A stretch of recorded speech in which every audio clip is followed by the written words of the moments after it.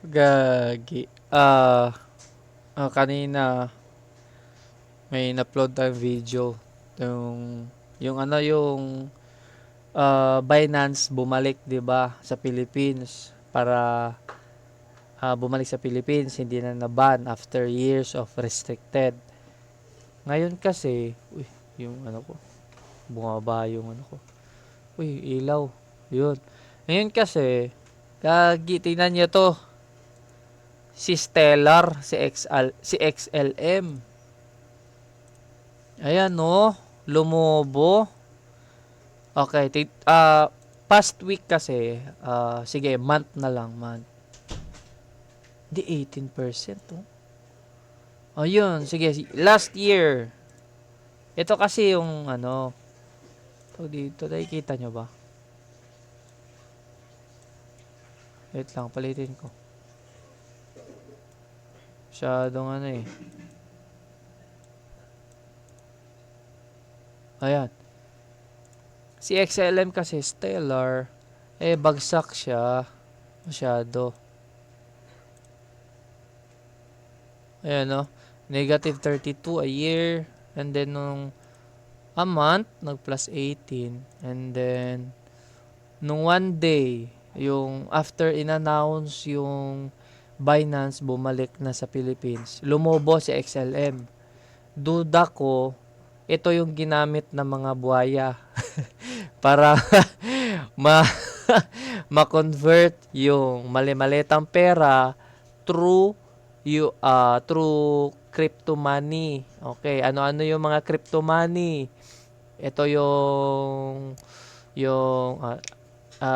ito yung USDT, USDC, ano pa ba? Ano pa ba?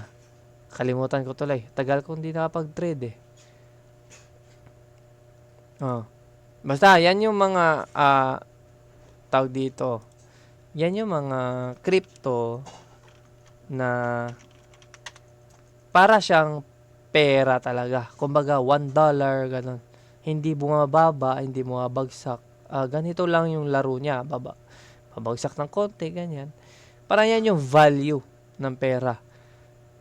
And then, suddenly, nalaman natin, nakita ko sa news, lumobo. Nakita ko sa comment kanina, XLM daw yung ginamit ng kasi lumobo. Possible, ito yung isa sa mga pinasukan ng pera, no, ng mga buhaya. Pinasok yung pera dito, and then ilalabas din kalaunan, no? Kasi lumobo eh. Oh, laki ng nilobo nyo. Puta rin na. Kung nakabili ka dito, sa price niya ng 0.1, tapos nag-ano pa, 0.14, tapos nag 30% siya. 30%. Kung meron kang 5,000, yung 5,000 mo magkaka-plus ng 30%. Ganon yun. Ganon yun dito. 'Di ba? Paldo sana. Kung alam ko lang, dapat kasi ano eh. Hindi kasi ako nakamonitor dito eh, sa mga news eh. Woo! At saka si XLM, ito yung mga across country payment na ano, tawag dito, na project nila. Kumbaga, mag-transfer ng pera sa ibang bansa sa murang halaga, no? Wala masyadong hindi masyadong malaki yung bayad. Tsaka sa grabe. Ang taas ng nilipad, men. 30% sa loob ng isang araw, and then ayan oh, bumabagsak siya ulit. Sa 1 hour, hindi bumabagsak. Tingnan niyo yung bagsak niya. Up, down, up, down. Ayun. Ayun. At si XLM nga, ang napili ng mga buhaya, no? Hindi naman to 100% accurate na ito talaga. Pero, tawag dito, hunch. May hunch tayo na isa to sa mga pinasukan ng pera ng mga, alam niyo na, sino-sino yung mga yon, no?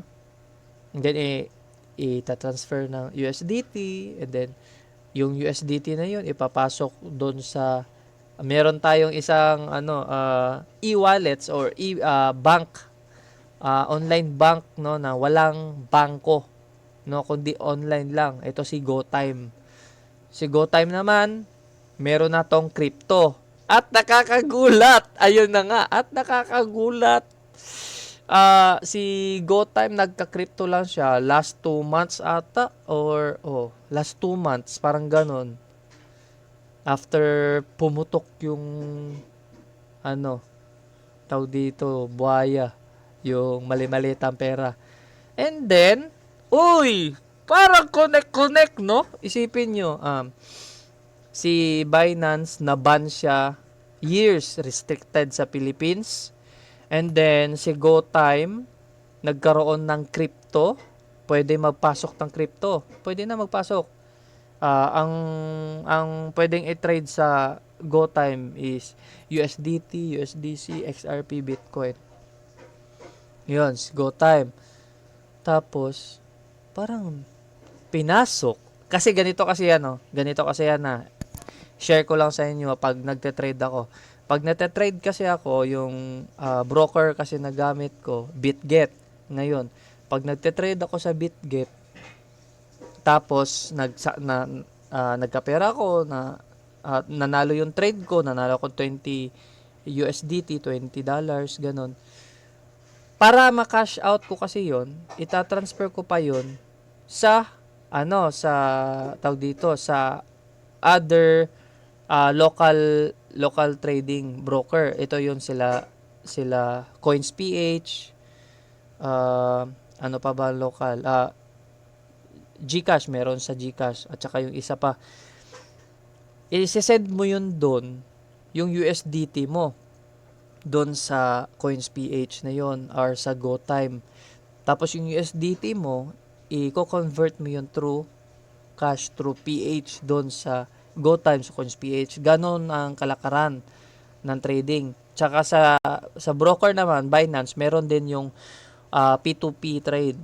Ito yung tawag dito. Ito yung person to person trade. Kumbaga, magka-cash out ka ng USDT, ibebenta mo yon sa kanila. Then sila magsisend doon sa bank accounts mo na nilagay mo doon sa P2P trade. Tapos nakapagtaka lang, bakit si GoTime nagkaroon ng crypto? Pwede na magpasok ng crypto. Nakakabahala, no? Ba't ganun kabilis? Last 2 months lang yan 3 months pagkakalam ko. No? Di ba? Connect Galing no? Ang galing nila magnakaw, mga brad. Grabe. Gagawin nila yung lahat. Isipin nyo, buong sangay sa gobyerno, ginagawa yung lahat para makapagnakaw. Brad, kawawa tayo, brad. Wala tayong future dito pag ganito. Good luck, Philippines. Good luck sa inyo lahat. Kanya-kanya na lang tayo.